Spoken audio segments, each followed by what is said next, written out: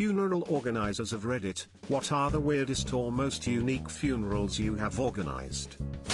I've been in the funeral industry for over 10 years now, and most services I have arranged have been run-of-the-mill. Most people seem to want similar things, but one service will always stand out to me. A family asked us to play some hardcore gangster rap for their mother/grandmother at her service, and we happily obliged. I can't quite remember the name of the song, but it had heavy themes of murder, drug use and pretty foul language. Her service was then finished with a recital of the Lord's Prayer. This lady was in her late 80s. Haha, I love this. That lady must have been epic.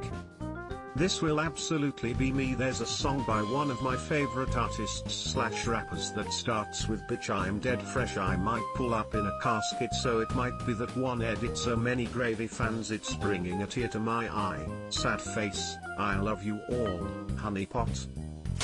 Not a funeral organizer, but one of my sisters was killed by a drunk driver, so as a family we were trying to figure out what to do for her funeral/memorial. She was cremated, so we had a lovely memorial at my dad's place outside, and planted a couple of trees for her. My sister had a big personality in life, and she loved to have fun and make people laugh.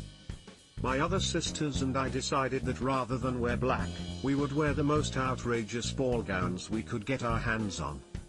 Mine ended up being black with peacock feathers embroidered all over. One of my other sisters wore an enormous orange tutu. She would have absolutely loved it. It helped make the day a little less bitter and a little more sweet. I'm sorry for your loss. That sounds like a wonderful way to honor her.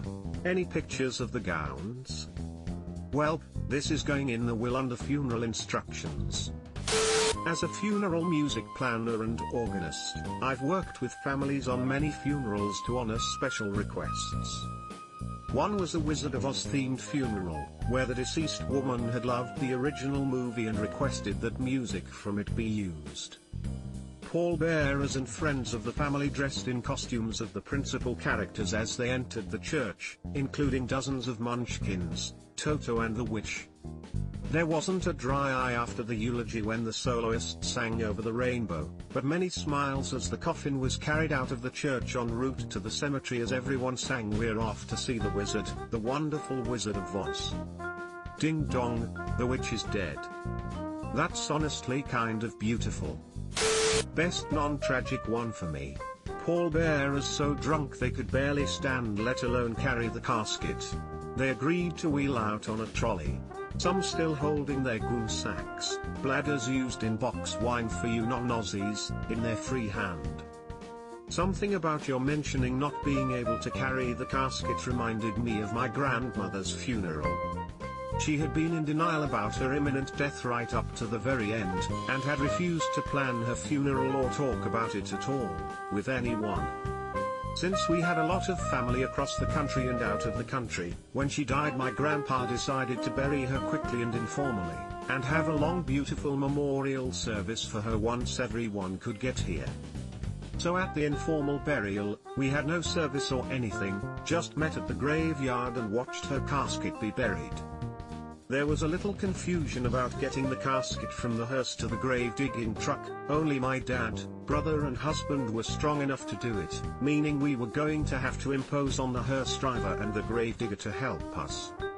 Looking around, wondering in the moment who else could help, my dad beckoned my grandpa over to carry a side of the casket. My 89-year-old grandpa. I looked at my dad like he was crazy, but my grandpa stepped forward like he was maybe going to try. In that moment I realized my dad saw my grandpa very differently than I did. I saw him as a frail old man, which he is. My dad saw him as, well, Dad. Strong, capable, that larger-than-life persona of what a man should be. My dad just had no idea how frail his father had become, because in his mind, he was and always will be Dad, and everything that comes with that word. That is the second most Aussie thing I've ever heard in my life. Goddamn. I once went to a funeral of a young person who died from a terminal illness and had planned her own funeral. She had a white coffin, and at the graveside everyone took turns to sigh the coffin / write messages in colored marker pens. It was pretty touching. I knew a family with 6 kids, one of the eldest with CP. She passed away in her early teens. The family got a white casket, and all the siblings, plus young cousins and friends, drew pictures. It was lovely and a nice send-off. We did that for our daughter. I wanted to give her friends a chance to be a part of the funeral and make it more personalized. Subscribe for more hot Reddit takes in your inbox, guaranteed.